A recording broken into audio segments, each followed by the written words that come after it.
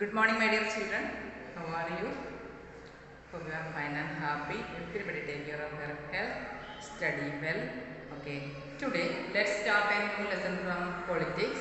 That is politics lesson 3. Why do we need a parliament?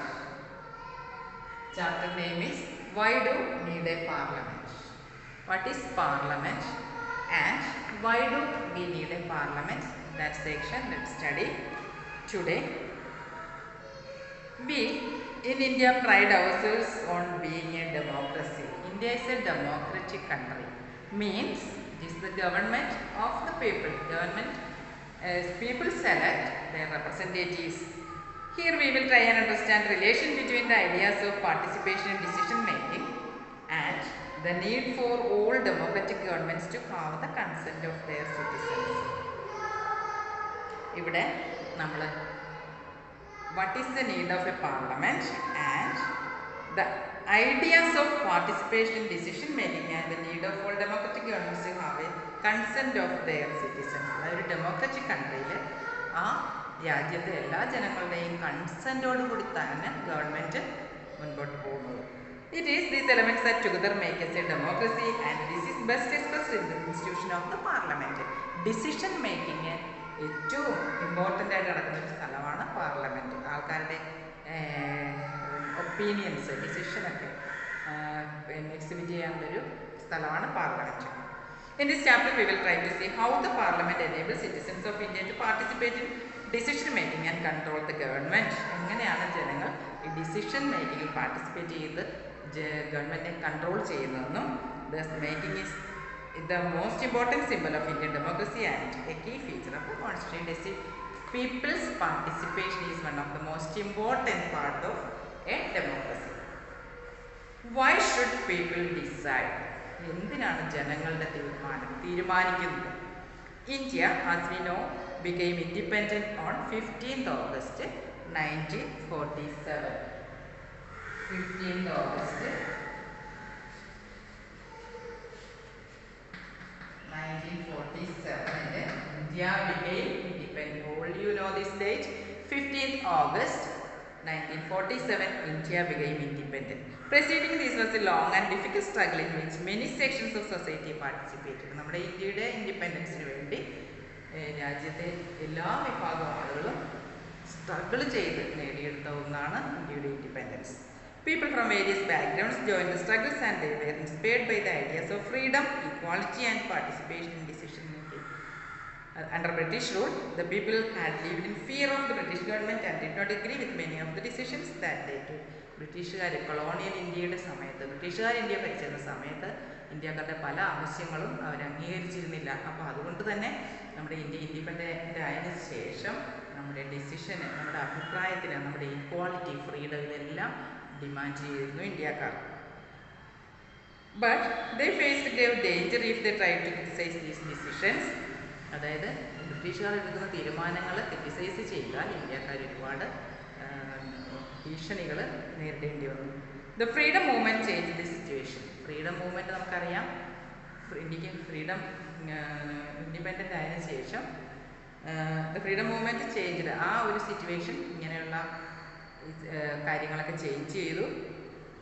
The nationalist began to openly criticise British government and make demands. അതായത് നമ്മുടെ national leaders British ഗവൺമെൻറ്റിനെ open ആയിട്ട് തന്നെ criticise ചെയ്യുകയും നമ്മുടെ ഡിമാൻഡുകൾ, നമുക്ക് freedom വേണം, ഈക്വാളിറ്റി വേണം, നമുക്ക് വോട്ടിംഗ് റൈറ്റ് വേണം, ഇങ്ങനെയുള്ള ഡിമാൻഡുകൾ അംഗീകരിക്കണമെന്ന് അവരോട് ആവശ്യപ്പെടുകയും ചെയ്തു.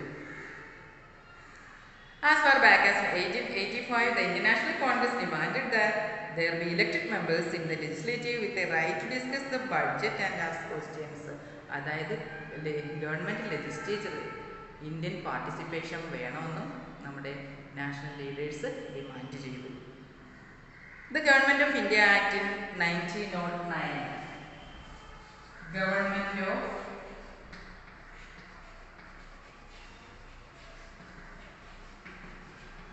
India Act 1909 allowed for some elected representation. അതായത് 1909 ഗവൺമെൻറ് ഓഫ് ഇന്ത്യ ആക്ട് അനുസരിച്ച് ചില റെപ്രസെൻറ്റേഷൻ, അതായത് people's participation, people's participation British government അംഗീകരിച്ചു. While these early legislatures under the British government were in response to the growing demands of the nationalists, they did not allow for all adults to vote for, nor could people participate in decision making. ചില തീരുമാനങ്ങളൊക്കെ അംഗീകരിച്ചെങ്കിലും എല്ലാ സിറ്റിസണും vote ചെയ്യാനുള്ള right അവർ നിഷേധിക്കുകയും decision making അനുവദിച്ചതുമില്ല British government. As you read in chapter 1, Indian Constitution, the experience of colonial rule as well as the participation of different people in struggle for freedom left little doubt in the minds of the nationalists that all persons in independent India would be able to participate in making decisions. നമ്മൾ India independent ആയതിനു ശേഷം അന്ന് തന്നെ national leaders തീരുമാനിച്ചു, India independent ആയതിനു ശേഷം എല്ലാവർക്കും ഇന്ത്യയിലെ ഓരോരുത്തർക്കും അഡൾട്ട്സിന് ഡിസിഷൻ മേക്കിങ്ങിനുള്ള അവസരം നൽകണമെന്ന് അവർ തീരുമാനിച്ചു. With the coming of independence, we were going to be citizens of a free country. India independent ആകുമ്പോൾ നമ്മളെല്ലാം ഫ്രീ സിറ്റിസൺസ് ആയിരിക്കണം ഇന്ത്യയിൽ. This did not mean that government could do what it felt like. It meant that the government had to be sensitive to people's needs and needs. ഇതിൻ്റെ അർത്ഥം ഗവൺമെൻറ്റിന് ഇഷ്ടമുള്ള പോലെ ചെയ്യാമെന്നല്ല, പക്ഷേ ജനങ്ങളുടെ ആവശ്യങ്ങളിൽ അവർ ഗവൺമെൻറ് സെൻസിറ്റീവ് ആയിരിക്കണം. The dreams and aspirations of the freedom struggle were made concrete in the Constitution of Independent India that laid down the principle of universal adult franchise, that is, the all adult citizens of the country have the right to all adult citizens. അതായത് അതിനുശേഷം universal adult franchise നമ്മുടെ ഇവിടെ വരികയും ഇന്ത്യയിലുള്ള എല്ലാ സിറ്റിസൺസിനും, അതായത് what is the meaning of universal adult franchise? All the citizens who have 18 years of age and above can right to vote. That is universal adult franchise introduced. People and their representatives. The take-off point for a democracy is the idea of consent, that is, desire, approval and participation. ഒരു ഡെമോക്രസിയുടെ important ആയിട്ടുള്ള ഒരു feature എന്ന് പറഞ്ഞാൽ people's participation ആണ്. കാരണം democracy is the government of the people, by the people and for the people. നമുക്ക് വേണ്ടി നമ്മൾ തന്നെ തിരഞ്ഞെടുത്ത റെപ്രസെൻറ്റേറ്റീവാണ് നമ്മുടെ രാജ്യം ഭരിക്കുന്നത്. അപ്പോൾ നമ്മളുടെ ഒരു ഡിസിഷൻ മേക്കിങ്ങിന് നമ്മുടെ കൺസെൻറ്റുമാണ് അവിടെ important. It is A decision of people that creates A democratic government and decides about it's functioning. The basic idea in this kind of democracy is that the individual or the citizen is the most important person, and that in principle the government as well as the other public institution need to have the trust of the citizens. Government institution or other public institution ജനങ്ങളിൽ വിശ്വാസം വേണം. How does the individual give approval to the government? എങ്ങനെയാണ് ഈ people ഗവൺമെന്റിന് approval കൊടുക്കുന്നത്? One way of doing so is through elections. ഇലക്ഷനിലൂടെയാണ് നമ്മൾ ഗവൺമെന്റിനെ select ചെയ്യുന്നത്.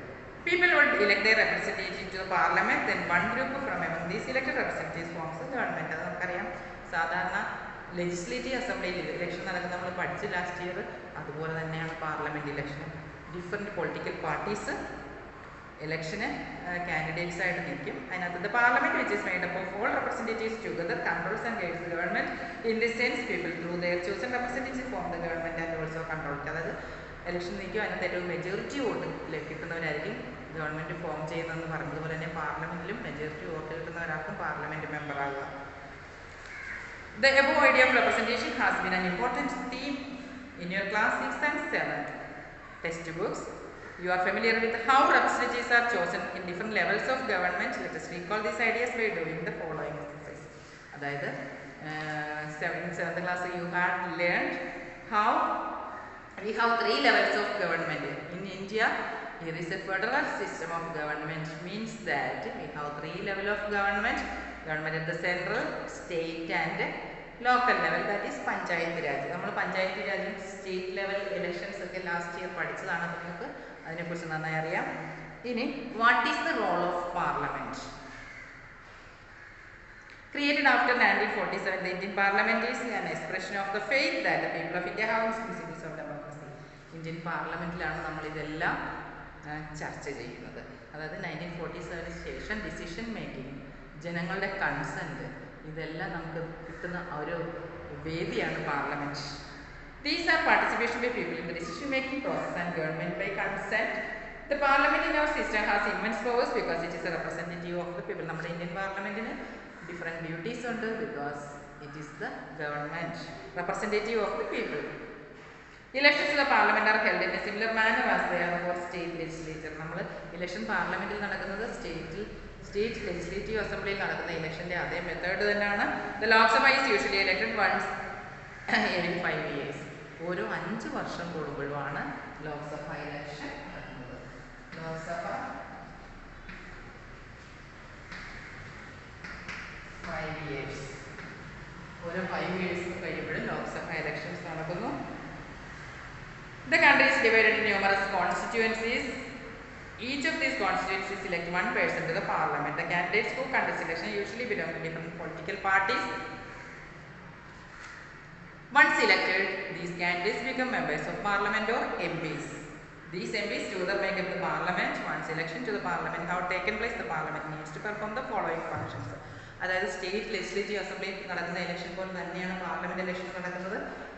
ഓരോ ഡിഫറെൻറ്റ് പൊളിറ്റിക്കൽ പാർട്ടീസ് ഓരോ കോൺസ്റ്റിറ്റ്യുവൻസീസ് ആയിട്ട് ഡിവൈഡ് ചെയ്ത് പാർലമെൻറ്റ് ആയിട്ട് കോൺസ്റ്റിറ്റ്യുവൻസീസ് ആയിട്ട് ഡിവൈഡ് ചെയ്യുകയും ഡിഫറെൻറ്റ് പൊളിറ്റിക്കൽ പാർട്ടീസ് അവിടെ ഇലക്ഷൻ നിൽക്കുകയും അതിനകത്ത് മെജോറിറ്റി വോട്ട് കിട്ടുന്നവരായിരിക്കും MP ആയിട്ട്. ഇവരായിരിക്കും പിന്നെ മെമ്പർ ഓഫ് പാർലമെൻറ്റിലെ മെമ്പേഴ്സ് ആകുന്നത്. To select the national government. What are the functions perform this Parliament? First one is to select the national government. Parliament of India consists of the President, the Rajya Sabha and Lok Sabha. What is Indian Parliament? Indian Parliament consists of President, Lok Sabha and Rajya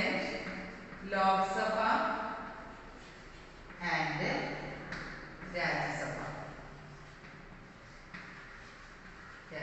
Indian പാർലമെന്റിൽ president, Lok Sabha, Rajya Sabha ഇവരെല്ലാവരും കൂടി ചേരുന്നതാണ് Indian parliament. Parliament of India consists of the Parliament, Rajya Sabha and Lok Sabha. After the Lok Sabha elections, a list is prepared showing how many MPs belong to each political.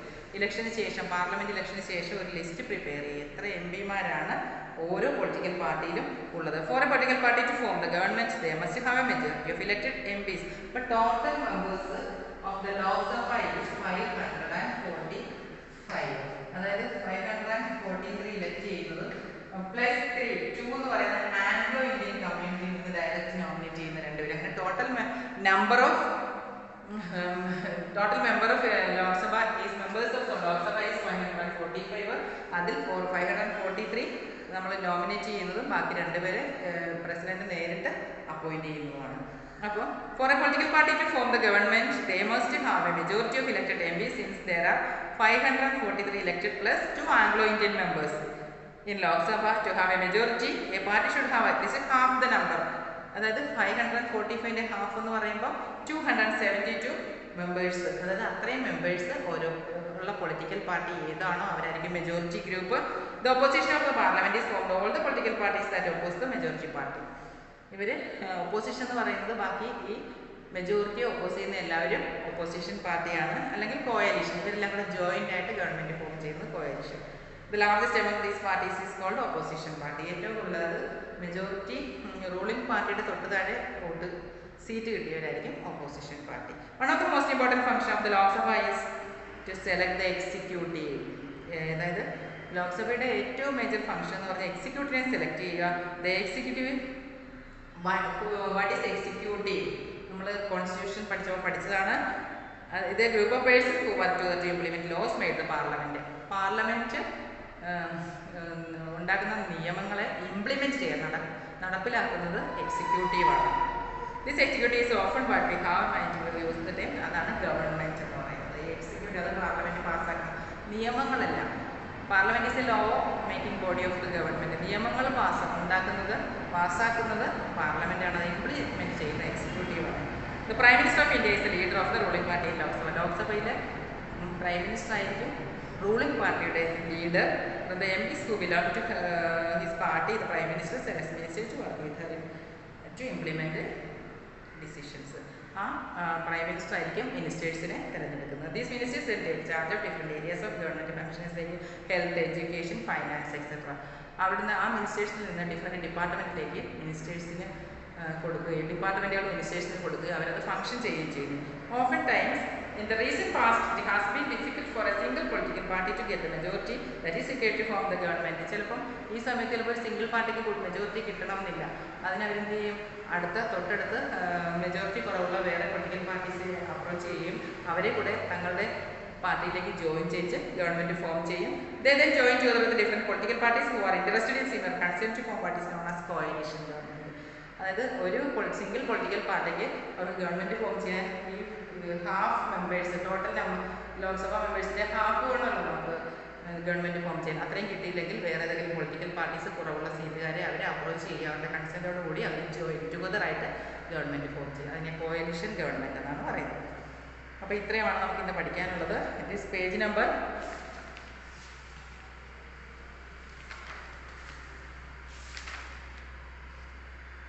30, 31, 32 and 33. 30 to 36, everybody read very well 2 or 3 times. You will so that you may get better understanding of the content. Tomorrow, let's study what is Rajya Sabha and what are the functions of Rajya Sabha. It is time to wind up the class. Everybody is studying well. Thank you.